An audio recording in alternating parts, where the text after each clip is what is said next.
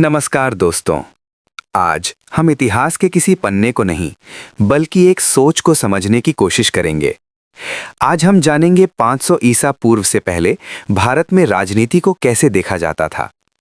दोस्तों, जब हम आज राजनीति की बात करते हैं तो हमारे मन में आते हैं सत्ता, बहस, आरोप, चुनाव और वादे। लेकिन जरा सोचिए, हजारों साल पहले जब न मीडिया था, न प्रचार, न भीड़ की राजनीति, तब राजनीति कैसी रही होगी। उस समय भी राजा थे, राज्य थे और आम लोग भी थे, जो उम्मीद करते थे कि जो शासन करे वो केवल शक्तिशाली नहीं बल्कि जिम्मेदार भी हो। 500 ईसा पूर्व से पहले भारत में राजनीति थी, लेकिन वो सत्ता की होड़ नहीं थी। वो मुख्य रूप से एक नैतिक उत्तरदायित्व थी। वेदों में राजा से ये नहीं पूछा गया कि उसकी सेना कितनी बड़ी है, बल्कि ये पूछा गया कि उसका धर्म कितना मजबूत है। ऋग्वेद में राजा का कर्तव्य था धर्म की रक्षा करना, सामाजिक न्याय बनाए रखना और प्रजा की सुरक्षा करना। यहाँ राजनीति सिंहासन से नहीं, संवेदना से जुड़ी थी। उपनिषदों में तो और भी गहरी बात कही गई। राजा से कहा गया, पहले स्वयं को जानो, अपने भीतर के भय और लालच को पहचानो। सोचिए दोस्तों, अगर आज सत्ता में बैठा हर व्यक्ति पहले स्वयं से प्रश्न करे तो शासन का स्वरूप कितना बदल सकता है। महाकाव्यों में राजनीति सिद्धांत नहीं, अनुभव बनकर सामने आती है। महाभारत में धर्मराज युधिष्ठिर सत्य, करुणा और धर्म के प्रतीक हैं।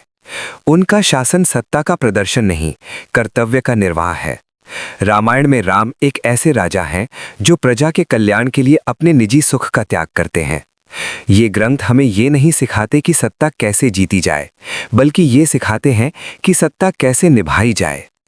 लेकिन दोस्तों, इतिहास हमें ये भी सिखाता है कि केवल भावना से राज्य नहीं चलते। जैसे आज सिर्फ अच्छे इरादे पर्याप्त नहीं होते, वैसे ही उस समय भी व्यवस्था की आवश्यकता थी। और यहीं से इतिहास करवट लेता है। लगभग 500 ईसा पूर्व इसी समय सामने आते हैं कौटिल्य। उनका ग्रंथ अर्थशास्त्र भारतीय राजनीति को एक नया दृष्टिकोण देता है। यहाँ धर्म समाप्त नहीं होता, लेकिन शासन भावना से निकलकर व्यवस्था बन जाता है। अर्थशास्त्र में चर्चा होती है राजकोष की, कर प्रणाली की, सेना के संगठन की, गुप्तचर तंत्र की, कूटनीति और युद्ध नीति की। अब राजा केवल आदर्श नहीं, बल्कि राज्य का उत्तरदायी प्रबंधक है।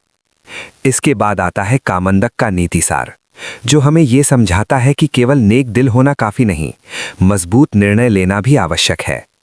यहाँ राजनीति, आदर्श और रणनीति दोनों का संतुलन बनती है। दोस्तों, आज जब हम राजनीति से निराश होते हैं तो शायद समाधान किसी एक दिशा में नहीं, संतुलन में छुपा है।